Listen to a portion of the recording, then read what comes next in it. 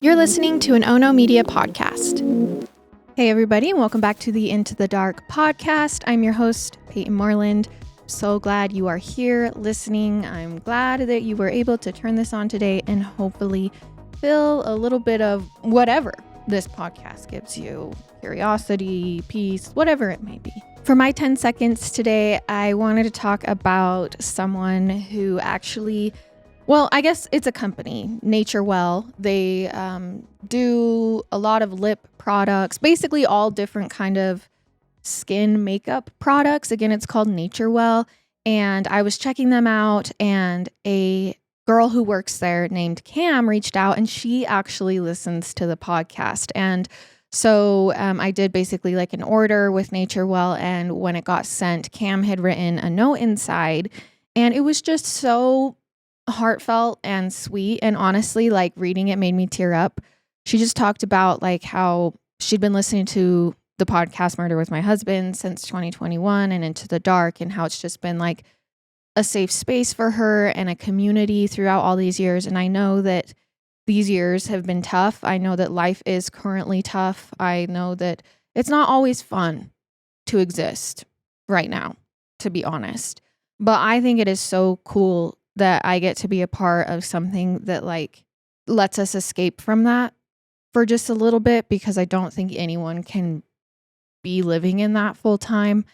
And it's good to have places where you can go where you don't have to live in that reality.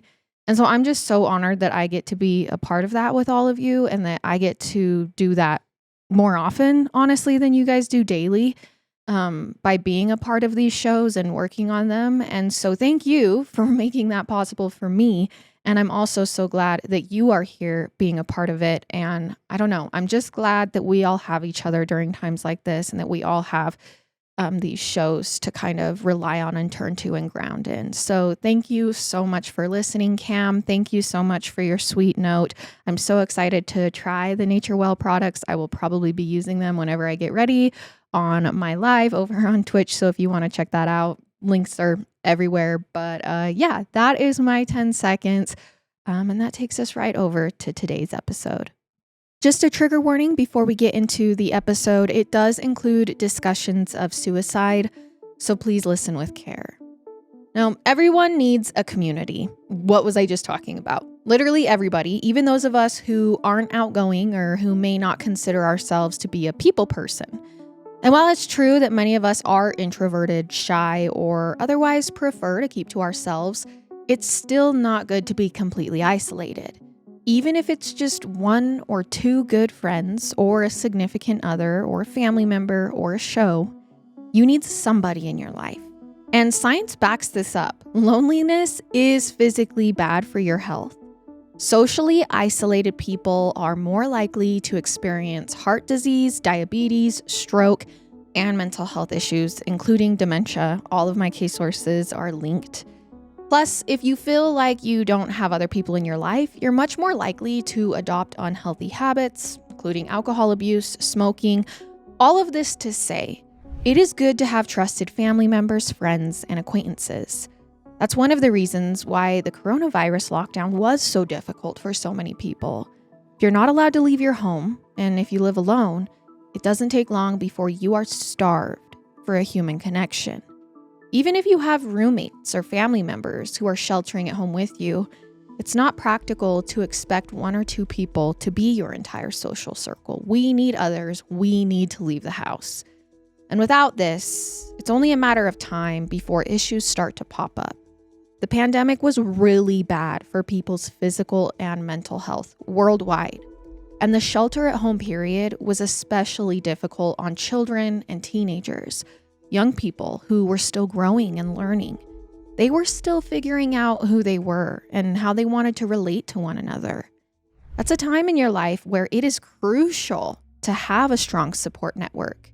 But for a lot of them, it wasn't enough to hop on the occasional Zoom call or group text. They needed other ways to connect more deeply with their friends.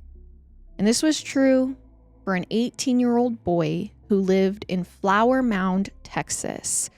His best way to meet people during this time was by playing online video games. Now, this 18-year-old is named Matthew Thain. He had a reputation for being very easygoing and friendly. Matthew was one of those people who tended to go along with the group, no matter what his friends wanted to do. He was known around town as a younger brother type, meaning that in addition to Matthew's two actual sisters, a lot of people kind of saw him as sort of an honorary family member. He was sweet and innocent, and a lot of locals took it upon themselves to watch over him. And for Matthew's part, he tried to repay their kindness and thoughtful acts with thoughtful acts of his own. His goal was for everyone around him to have a good time and feel welcomed. So he tried to accommodate lots of different kinds of personalities and different sorts of people. This was a good trait to have. He's kind of a chameleon. So Matthew played football in high school, and he was exactly the sort of person that you would want on a team. He got along with everybody. He didn't have an ego or didn't tend to show it off. He was willing to do what it took for everyone's benefit. But obviously his football days were over in the summer of 2020, in part because in-person contact sports weren't considered safe due to the pandemic. But on top of that, Matthew had actually just graduated high school in 2020 during the pandemic. He'd finished it, and he was still living with his family in Flower Mound, which was about a half-hour north of Dallas. He was close to his parents and his two sisters, and he was doing what the rest of us were doing. But like I mentioned before, Matthew loved video games, especially Call of Duty. And for those who don't know, this title lets you play as a soldier during different historical wars like World War II or Vietnam. But in Matthew's mind, Call of Duty wasn't just a game. It was a way for him to meet other players from around the world because you play with people online. And when you're socially isolated and spending a lot of time at home, it can be valuable to get to meet other people. So by 2020, Matthew was a big part of the gamer community. He was the sort of person who knew just about everyone. And the users who didn't know Matthew personally knew who he was through his reputation in his gaming circle. It helped that Matthew didn't just play, he also live streamed his games on Twitch, like me. It let him reach even more people and feel like he was part of a larger community. And even if Matthew never met his online fans and friends in real life, these people were meaningful to him. But I should note that as close as he felt to some people, Matthew was smart about online safety. He didn't use his real name when he was playing. He went by his username. It was JPN, that he pronounced Japan. And I don't know how Matthew picked out that name or if it was significant to him, but the point was that even though Matthew loved the Call of Duty community and streaming, he was careful about his privacy. And that brings me back to my original point. 2020 was a rough year for everyone, including Matthew. But he was dealing as well as he could. He knew that once the world got back to normal, he had a bright future ahead of him. It was just a matter of getting through the lockdown and taking care of his mental health as much as he could. Except then, on the morning of Tuesday, August 18th, 2020, something very strange happened. It was just before 6 a.m., and Matthew was home in Texas with his family, of course. Even if they hadn't been under lockdown orders, they wouldn't have been awake or out that early on a summer morning, 6 a.m. But then a stranger pulled up to Matthew's yard. He was on the back of a motorcycle. It was impossible to say who he was because he had a helmet on, so this helmet covered his face entirely. And his clothes were unremarkable. Blue jeans, the sort of thing literally anyone would wear. So I'm not sure if Matthew was awake when this person showed up or if the newcomer did something like the noise of the motorcycle or whatever. Maybe he even rang the doorbell or knocked. I am not sure, but what I do know is that somehow Matthew at 6 a.m. realized there was someone at his house acting strange, and he didn't know who this person was. So Matthew decided to play it safe. He didn't want to go outside and see this person face to face. Well, once it became clear that Matthew wasn't going to come out and talk to this person, the motorcycle man actually then marched into Matthew's backyard. And in their family backyard, there was a propane tank. And the stranger in the helmet just randomly lit it on fire. Now, propane is very flammable, and in seconds, a huge wall of flame and smoke was billowing across the backyard. Now, obviously, Matthew can't ignore this blaze. This is too much danger. It could spread to the house or even make its way to one of the neighbors' houses. Now, none of his neighbors' homes were very close, but he didn't want to take the risk. So Matthew realized, I got to go out and see what's going on. I have to face this stranger who just lit our propane tank on fire. So he opens the door and steps into the yard. Perhaps he's planning to demand that the person identify themselves, explain what they're doing, like, leave, what are you doing? Maybe he already had a suspicion of what was going on. It's hard to say exactly what Matthew was thinking because the moment he did step outside his home, the intruder drew a gun, and a sharp, deafening crack tore through the air as the helmeted man pulled the trigger, and Matthew slumped down to the ground. He died. Now, I want to be clear. Matthew didn't argue with this man in the helmet before he was shot. It's not like he even got the chance. There was no fight, no escalation. Instead, the stranger shot Matthew literally the moment he stepped outside. It was like this is what he'd been wanting. And the second Matthew hit the ground, the killer turned and climbed back on his motorcycle. He kicked it into gear and then sped away from the scene. Thankfully, he didn't stick around to try and hurt any of Matthew's family members, but his relatives had also woken up. They had seen and heard what had happened. They called 911 immediately. They say Matthew's been shot. They weren't sure if he was okay or not. And by the time the police and ambulances arrived, it was all too clear that Matthew wasn't okay. He was gone. And so was his killer. The officers suspected that the murderer, whoever he was, could still be in the area. But their initial searches didn't turn up any clues or any signs of where the man had gone. Even the fire by the propane tank had sputtered out by the time first responders made it to the scene. It was like all of the evidence of the crime had just kind of dissipated, other than Matthew's remains and his parents' witness testimony. So right away, the investigators opened a murder investigation, and right from the get-go, they were baffled. He's 18. He just graduated high school. They don't know any obvious suspects, but the details of the crime made them think this was targeted. This doesn't feel random. Matthew's home was in a fairly rural area. There weren't, like I said, any houses close by, so his killer had presumably driven there intentionally. He had chosen to stop in this particular yard to light the fire so that Matthew would come out of the house and then murder him as soon as he did. None of this fits with a crime of passion or with a spontaneous killing spree. Unfortunately, the police couldn't come up with any reason for why the murderer would go after Matthew specifically. It's not like he was involved with crime. He didn't have any enemies. Again, he was just an 18-year-old who had graduated from high school. The whole situation seemed so senseless and confusing. But in spite of that, the police actually identified a lead pretty early on. They came up with a theory, but it also felt senseless in a different way. See, somewhere along the way, the police had talked to someone who had known Matthew well. Not entirely clear who this witness is, if it was a friend or a family member, but the point is that this informant knew of one person who might want to hurt Matthew. This was the best police had heard so far. Weirdly enough, it was someone Matthew had never met, not in the real world anyway. See, apparently, while he had been playing Call of Duty, Matthew had gotten into a dispute with another player, which is rather normal, not for me.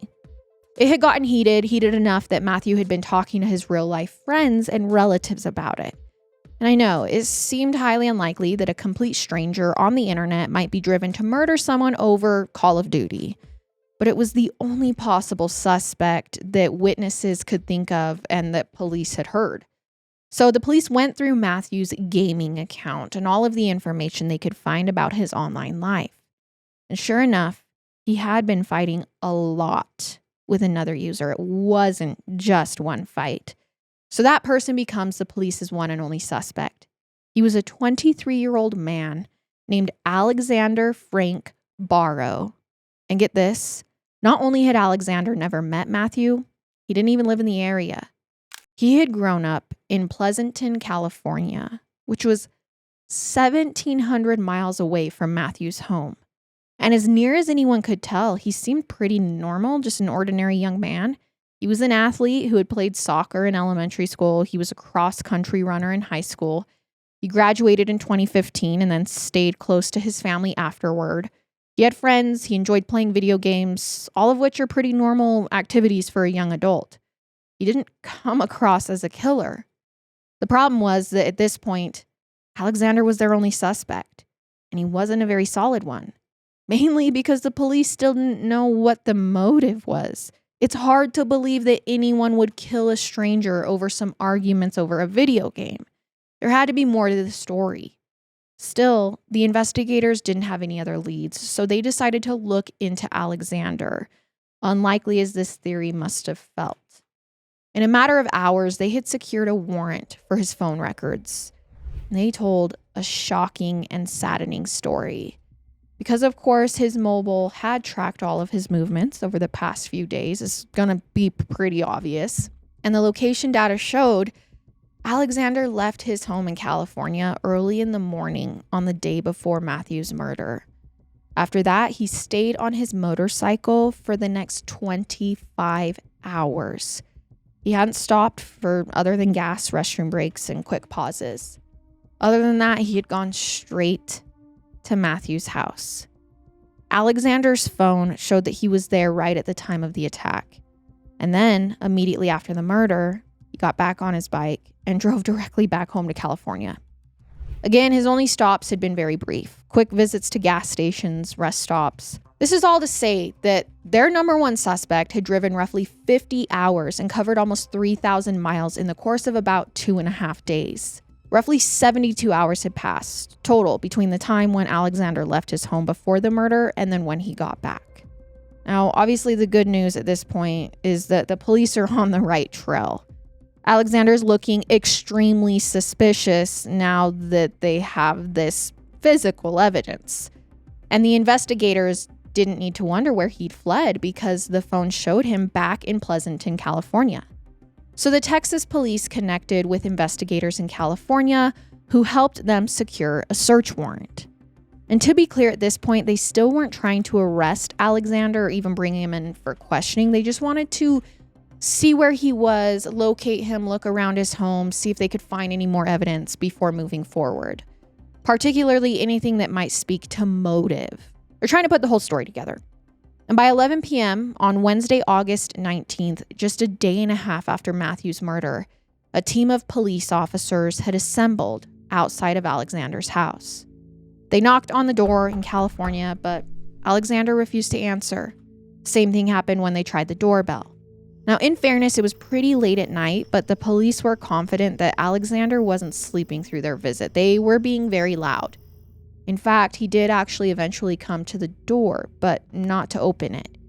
He said he was going to stay inside his house and he was not coming out under any circumstances. He didn't have demands. He wasn't willing to negotiate. He just kept repeating, "I'm not coming outside." He also wouldn't let the police in to act on their search warrant, which they had. So that's when investigators asked for backup. They brought in negotiators to try and convince Alexander to cooperate, come out peacefully. Still, he refused. It was clear that he was afraid. He knew exactly why the police were there. Obviously, this still isn't hard proof, but I mean, come on.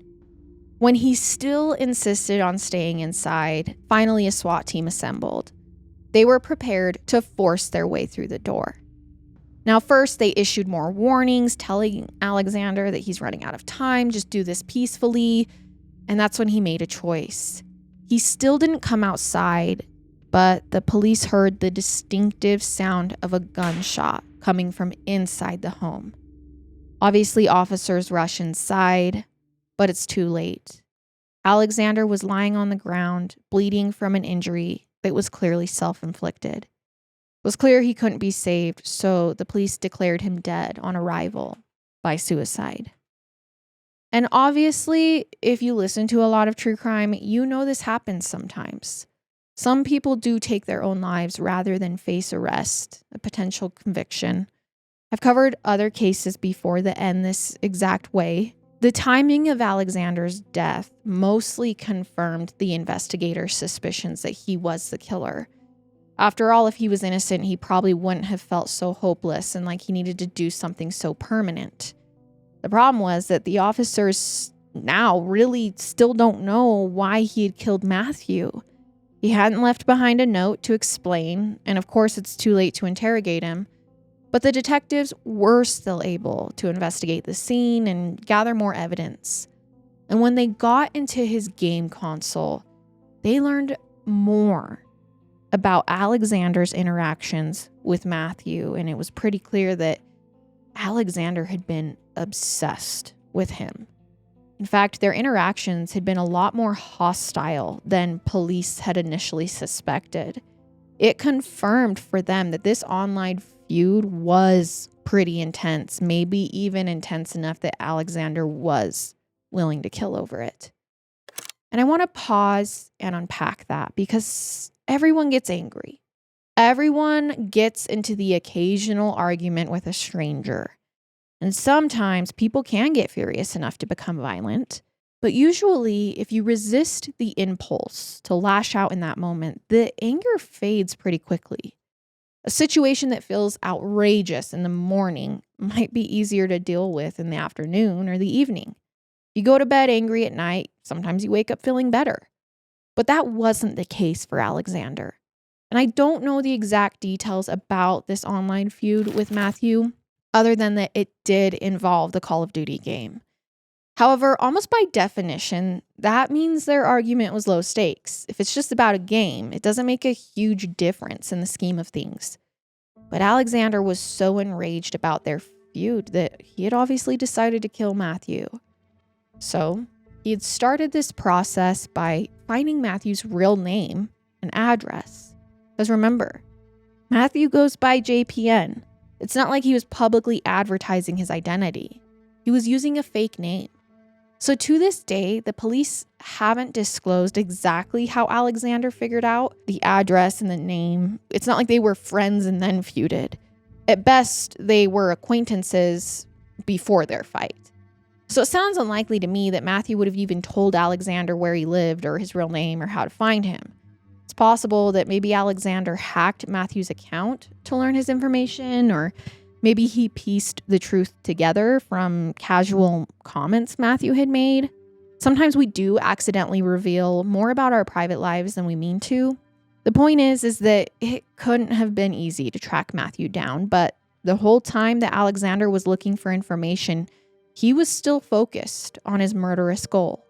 He didn't give up until he knew exactly who Matthew was and where he lived. And then, like I said, on the morning of August 17th, he got onto his motorcycle, drove for an entire day, all night, and then through the next morning. And this whole time, it's not like he really calmed down. It doesn't seem like he was having second thoughts. It's hard to imagine anyone being that angry over something really not that important. He was still mad enough that on 6 a.m. on August 18th, he obviously marched into Matthew's backyard.